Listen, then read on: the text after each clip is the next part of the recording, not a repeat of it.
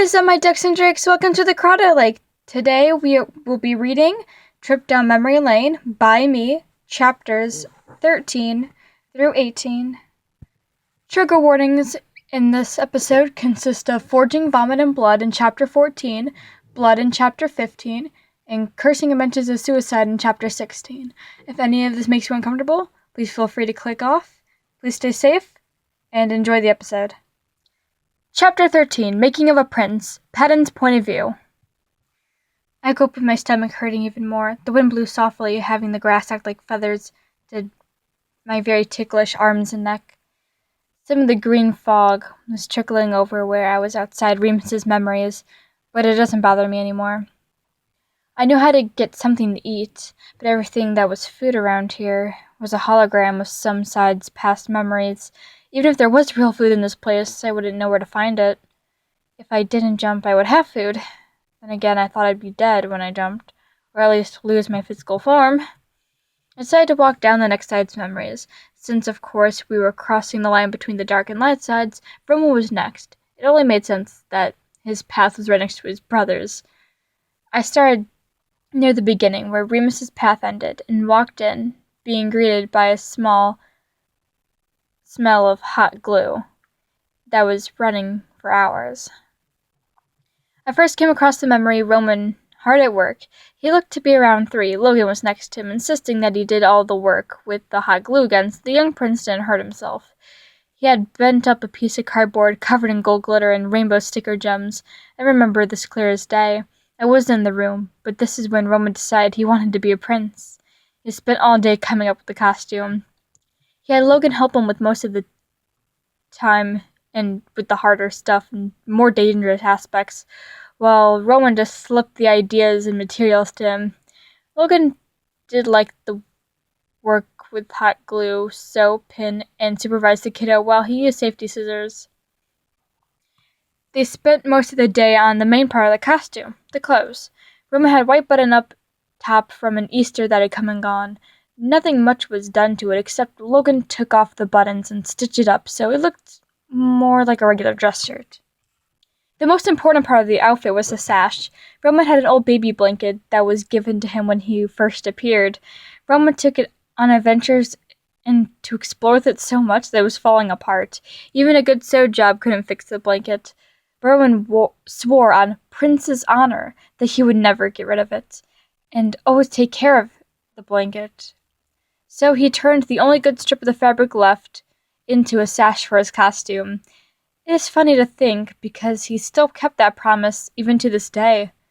The next thing I got to watch was Logan and Roman make the accessories. They made a crown I mentioned earlier with cardboard, glitter, and sticker gems. They made a sword with cardboard too, but Logan insisted that they didn't make the edge pointy like regular swords.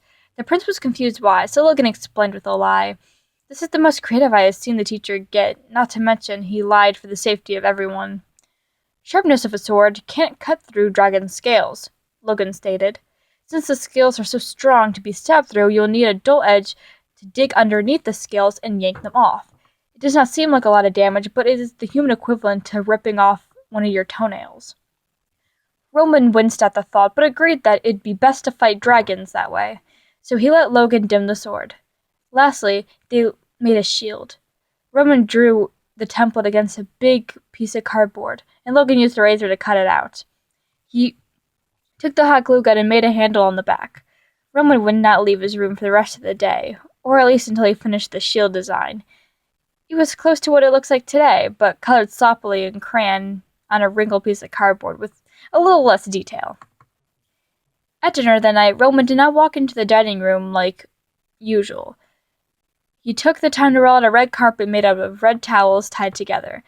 Then he blared his kazoo to announce himself as he marched in. "Gentlemen of the dinner table, please welcome your prince of the imagination, Roman." I stood up and clapped for the little guy. He looked too cute not to, but Logan was not very pleased. "Roman, that is not proper clothing to wear at the dinner table." Roman moaned and whined, and I pulled Logan off to the side. "Come on, you and Roman spent all day on the outfit. Just let him wear it today." I could tell that he was going to say no, but then I hit him with the puppy eyes, and of course he agreed. three of us ate dinner happily that night. I guess I kept walking while thinking about the memory because I was now standing in Roman's more current memories. I walked down a little bit further. My steps were getting slow and weary. My chest was moving up and down slowly and deeply, but not because I was breathing fine, but because I couldn't breathe. By now, I was at the end of the section of the road, the darkness around me slowly getting light. Then a bright light blinded me from the side. I shielded my face with my hands and squinted my eyes, trying not to fumble over from the light. As much as I tried not to, I did end up falling to the ground. Luckily, though, the light got dimmer after a couple minutes. I looked up in shock of the new memory. One just created, in fact. Roman was in my room, standing in front of Deceit and Remus, who were in the doorway. I didn't get to catch most of the words being said. All I heard was screaming, and that was enough to get a twisted feeling in my stomach. I don't like yelling. I hate yelling. All it does is scare. The point of yelling and screaming is to get someone to hear you, but I think all it does is mute. Hang My Head with Sorrow, Chapter 14. Roman's Point of View. In my own room, I felt empty yet heavy. My closest friend, my father figure, my biggest inspiration, was gone. Virgil must be reeling and Logan must be struggling to keep things together. I cannot believe that Deceit and Remus thought this would be a good time to show up. They are evil. They should at least show some form of sadness, knowing someone they grew up with as a friend and guardian thought he wasn't good enough. You have been hard on him as of late. I need to make Patton proud. I need to work 1,000 times harder, just for him. I quickly got out my graphing notebook, where I make ideas for videos. Patton would like Thomas to continue with his job, so that is what I shall do. Firstly, I thought of Patton's favorite series, Reasons to Smile. I tried so hard to find a way to improve on what we did last time. It would be a great challenge. I then planned out the next VidCon. Patton loved meeting Thomas's fans. He would just be in awe at how passionate the kiddos would react to him just standing in the presence and talking to him. It then clicked. What if we took the joy and happiness of Thomas's fans and combined it with Reasons to Smile? The fans could submit stuff to include in the video. We won't tell them about the project until later on, but I think Patton would love it. I could even make a new standard Wait. How are we going to make a new standard size without Patton? Well, we just posted a standard S size, so we should be good for a month or two. That will give me time to continue the series without Patton in a smart way. And if we do need more time after that, we could just not include Patton in the video and make it a side versus side like the good old days. The fans would eat it up, and it would continue the series without suspicion for now. I work and work. From what I remember, it was around 9:30 a.m.-ish when I left Patton's room. It was now 4 p.m. I would not have noticed the time if it wasn't for the teach knocking on my door. I needed to act happy, so I didn't worry him. Logan has bigger problems of his own. Plus, he put it on himself to take care of Virgil, so Thomas doesn't need to know about Patton's absences for now. Who's that knocking at my chamber door? I heard a deep sigh through the door, and I think I physically heard Logan rub his temple. I pranced up to the door and opened it with a flashing, dashing, very passing Prince Roman smile. Greetings, Logan. What brings you to my kingdom? Logan was not having any of it. He had deep bags under his eyes, half from staying in Virgil's room a lot of the day, and just overall tiredness and lack of energy. Roman, I haven't seen you come out of your room all day, not even to go to the imagination. I know it's not okay, but I know this must be tough on you. It is for all of us. I then went into my signature pose. I am feeling very glittery. Tears then started to form in the teacher's eyes, that he was so obviously trying to hold down to not draw attention to. Roman, stop faking. I do know what is worse, the fact that you think it is best to hide your sadness, or the fact that you think it is good to be happy when someone you know and loved all your life has died. I don't want to bother you since you are probably busy. But here's something to eat. Please eat it, Roman. He then walked out as a loud sniffle and a squeak came from Logan. I didn't really want to eat it. Never wanted to eat again. But I wanted to respect Logan's wishes, so I ate. But I didn't like the heavy feeling that the dish made in my stomach. I ran to the bathroom, tears in my eyes. I needed to get out of me. I coughed and coughed until my stomach felt queasy. But that was enough. I stuck my hand into my mouth, forcing its contents out. I sat there, relieving my stomach from the weight that was the food. I poured my guts out. My eyes were closed the whole time. When I opened my eyes, I saw the chunks of what I ate. But then some red stuff. Once I got the smell, I could immediately tell that it was Kool-Aid? Don't remember drinking that. My head started to spin, so I decided to get myself into bed. I flopped down on my king-size bed and hugged the stuffed dragon Patton knitted for me as I cried. I kept crying.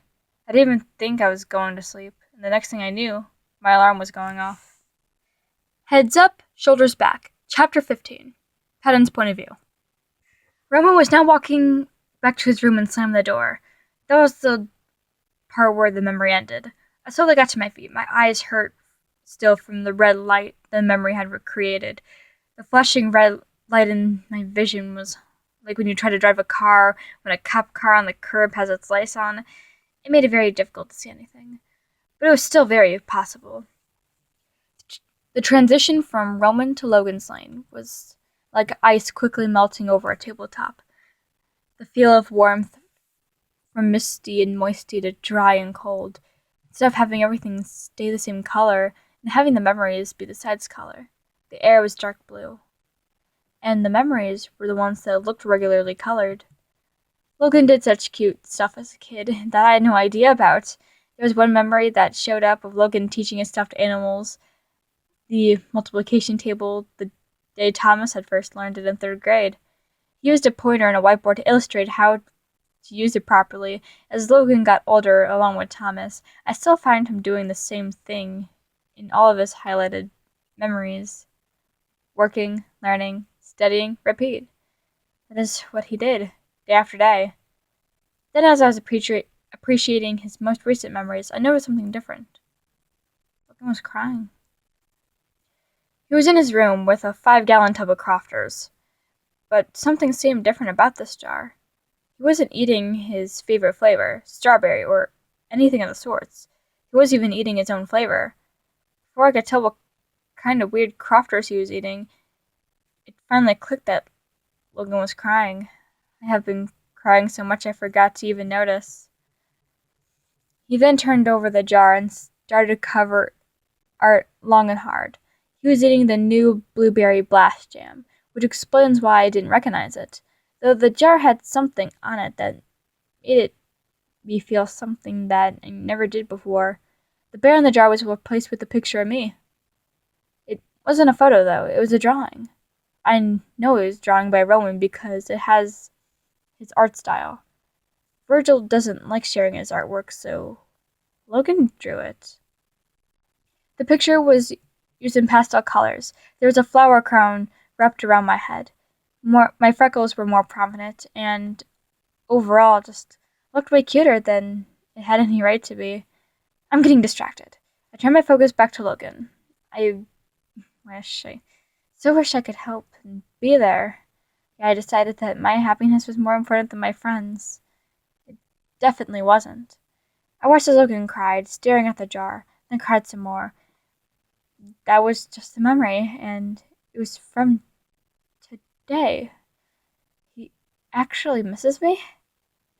I miss him. I wish there was some way to get back to him, but I'm stuck here in the memory, at least for now.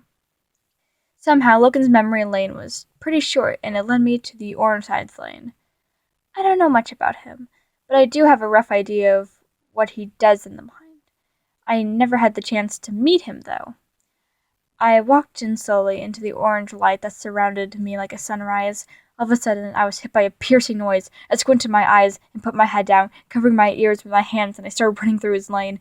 Running, running, running. The sound wasn't a sharp noise of some kind. It was the Orange Side screaming most of his memories. I saw the light from outside again. I was breathing hard. The wind hit me like the feel of clothes against your skin as you put them on. The light of the sun felt good as it hit my face, though. As the sun hit me, I realized I was still in the tense position. I needed to put my head up, my shoulders back, and continue on my way. Chapter 16. Someone I Used to Know, Remus's Point of View. I am fine, I said as I walked back to my room, following Roman's exit. I hated that I enjoyed the lingering sadness and anger, but I wasn't lying. This is the most that I felt in years.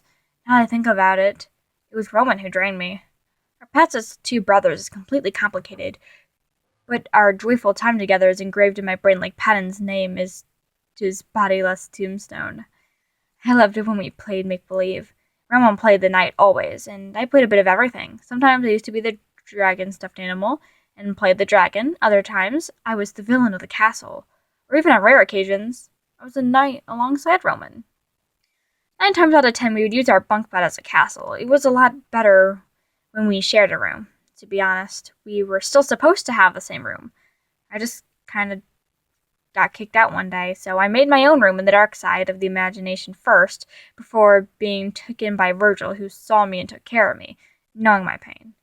But then he left, and I got his room to myself. It was strange. Roma and I never really one person, as fans could predict. I was more so a part of Roman. A bit, not half. Although I had to be extracted from Roman because my creativity was affecting Thomas badly. One day everyone loved me, and the next I was my own person, with the only one that I loved, me being my first existence, to being rejected by everyone. I was part of the hero.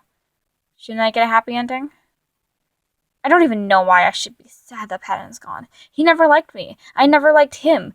Patton was so quick to take in Virgil when he needed help, but always frowned upon me from the day I came out of Roman.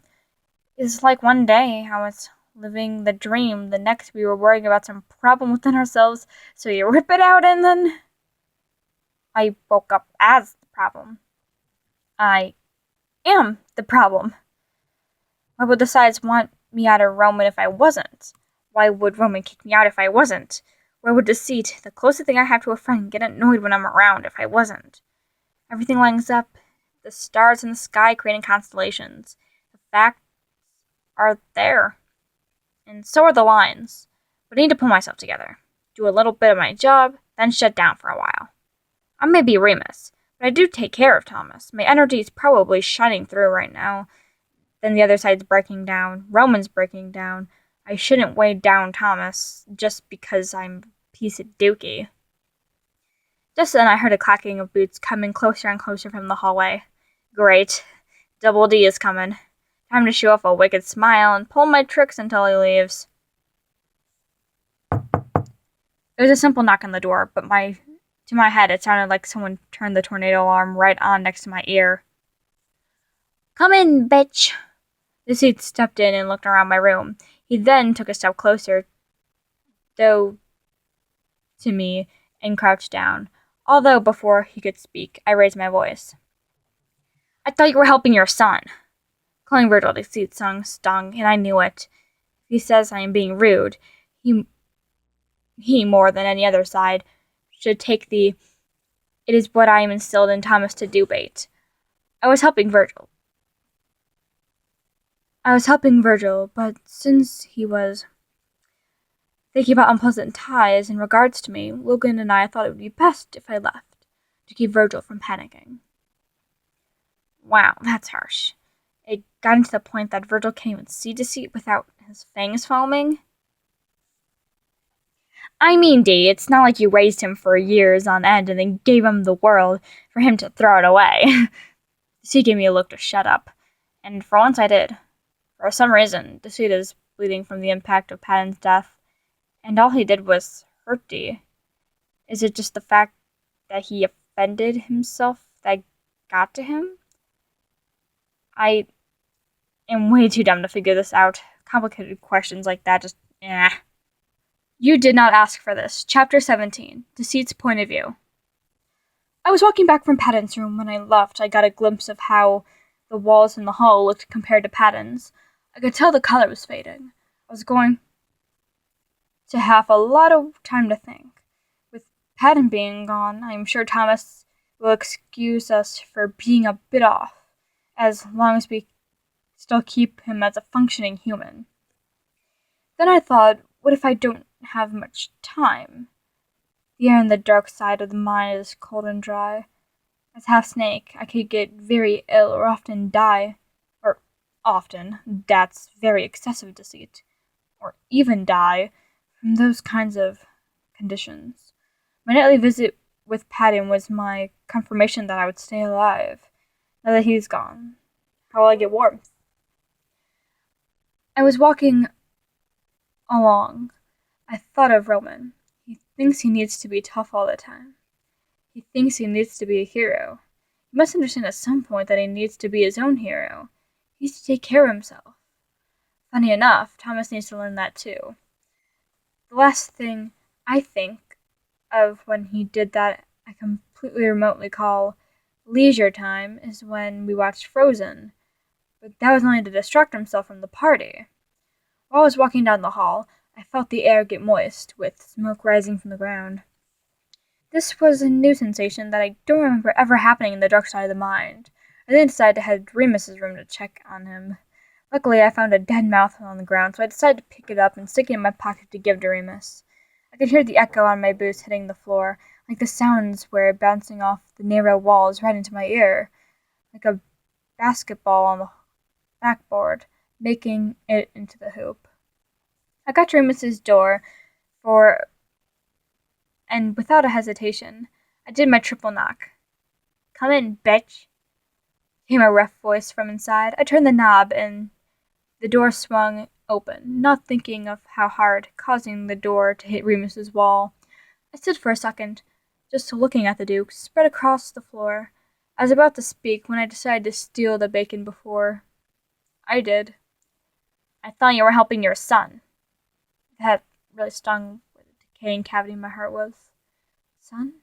Out of all the years of raising Virgil and making him to the person he is today, the closest thing he called me to Dad was D. I felt my human eye tearing up again. I was helping Virgil, but since he had some pleasant ties in regards to me, Logan and I thought it would be best if I left, to keep Virgil from panicking. I thought the Duke would then take this chance to pester him or to go make an R-rated comment, but then he hit me with sarcasm. "I mean, it's not like you raised him for years on end and gave the world to him for him to throw it away or anything." Dear Evan Hansen, who knew Remus stored away references like that? Musicals aside, he was right. I should be in there helping, or at least be there because I'm the one who raised him. Although, as much as I want to be there, I also want the best for Virgil, so I will leave him be. "You know, Remus actually came in here to check on you." His face was puzzled for a second, but I could tell that a glimmer of hope flashed through his eyes. "I know that having a craving for that kind of thing can be hard. Personally, I am slightly grieving, so maybe we could do it together. I understand what you are, so if I sit here and be with you, and you get a sudden burst of energy, I won't blame you. You did not ask for this." Remus was understandably put off by the statement. His eyebrows were tilted and his nose crinkled, making his mustache curve up. I figured he didn't know how to respond, so I decided to continue. "How about we play the Toy Story series? That way I can let myself go for hours on end, and you have a chance to be fed. Does that sound nice?" "Sure, Double D. This is awfully strange of you to be so kind, though. You're supposed to be evil." I thought for a second. We are not supposed to be evil, but I did want to argue. We're supposed to be evil to Thomas and his goody sides. No one ever said we had to be mean to each other. Remus snorted as I pulled out my laptop and pulled up Disney+. I turned on the movie and we sat there all night together. Of course I cried and Remus became a better person. Only if I could feel better the way Remus did. That way I could entirely feed off myself and never go hungry. Father Figure, Chapter 18, Logan's Point of View. Desi left and I was in the room with Virgil alone. He looked a bit better, but this can take a week or even months of recovery. I don't know how to fix the intense glitching, but I'll do what I can to try. I put the blanket on top of Virgil so that he wouldn't get cold. Then I put the stuffed doll next to his arms, ready to be grabbed if he woke up and saw it. I didn't want to move him or touch him, so I was not going to move him to his bed. But if I lifted his head slightly and put a pillow under his head. I turned on the music box and twisted enough to go for a couple minutes. I moved a bit far from Virgil so the noise wouldn't be too loud. I liked helping Virgil, to an annoying degree. I like how my own concerns of him can drown out the dark cloud over my head that was created by the absence of Patton and my own dark thoughts. It was hard for me to focus and keep from screaming, but taking care of Virgil helped calm myself down. Wait, is that how Patton felt when he took care of one of us? Did he cradle Virgil because he wanted to block out his rain cloud? That makes a lot of sense, especially when he gave himself the title of Dad so that he could take care of us without seeming creepy or anything. It is all coming together now. After I got Virgil comfortable, you could slightly tell that he was calm, and just before put away to dreamland, but his glitching was still shaky. I didn't know how to stop the glitching, but I wish I knew how. How? Pen's gone. I let the fact sink in a little too much at the moment. I broke out into an open sob as I tried to hold in a scream. I can't believe Virgil alone, but I would like to run out to the balcony and follow Patton, jump into the unknown. But I think I'm making Patton's place as the father figure. Virgil started sitting up and opening his eyes. I couldn't tell if he was hurt or not. A hot sweat broke out as Virgil moaned and rubbed his head. I decided not to bring anything up unless he does. Hello, Virgil. Are you feeling any better? He looked up at me as if it was a complicated math problem, with a tilted head and squinted eyes. Yeah, I'm fine, I guess. I just have a headache, and my back kinda hurts. I sighed with relief. It doesn't seem that the glitching was hurting him, but for some reason he didn't bring it up. He took a second and stared at his hands. His eyes were still foggy, and his mouth was twitchy. But he didn't seem to notice his glitching. I am a bit hungry, though. I might get some food. Riddle stood up and took a shaky step forward. The moment his first heel hit the floor, he felt the squeak leaving his mouth. Luckily, I was right by him, and I was able to catch him before hitting the floor. His limp body glitched in my hands. Sorry, okay. I cut him off to a surprised look on Virgil. I get it. You don't need to continue. You should head to Patton's bed and get under the covers. I'll go make something for you to eat. I should make something for everyone to eat while I'm at it, too. What would you like? Virgil looked around with a puzzling expression. Virgil never really eaten much, so I am glad he was even considering food. Can I have some pizza rolls or ramen noodles? Virgil asked with a tilt to his head and a pout to his lips. I don't know why, though. He didn't expect me to say no. And was he giving me puppy eyes? Okay. I smiled at him, which took him aback a bit. But he did end up smiling back. It was a very weak smile, but I could tell that he tried. I'll go ask Roman what he wants to. I'll be back in about 10 minutes. Patton keeps his TV remote in the drawer on his side table if you want to watch some television. He has a couple movies recorded. I know for a fact he has a couple documentaries. Virgil nodded his head and fell back onto Patton's pillows, giraffe plush and baby blanket firmly in his arm. I slowly shut the door as quiet as I could not to disturb him, and I walked down the hall to Roman's room. Thank you so much for listening to this next 6 chapters. Yeah, fun. Fun. Yeah, I remember it took me about a year to write this book because I got really lazy in the middle somewhere. But then I'm like, in April, not April, April is when I started the book. But then once quarantine decided to be quarantine a couple weeks ago, I'm like, okay, sit down, and I just basically wrote the rest of the book. And now I'm working on Drowsy and Deceitful, which I wrote all the chapters for except for the last chapter, which is coming out today. Not today. Sorry, I'm recording it a different day than this is being posted. By the time you're listening to this, it's already out, and you could go to my Wattpad profile to see the book Drowsy and Deceitful. I really encourage it, so I hope you enjoyed. And if you like to read the book for yourself, it is down in the description below where my link is and all the things. And like always, stay hydrated and do your best.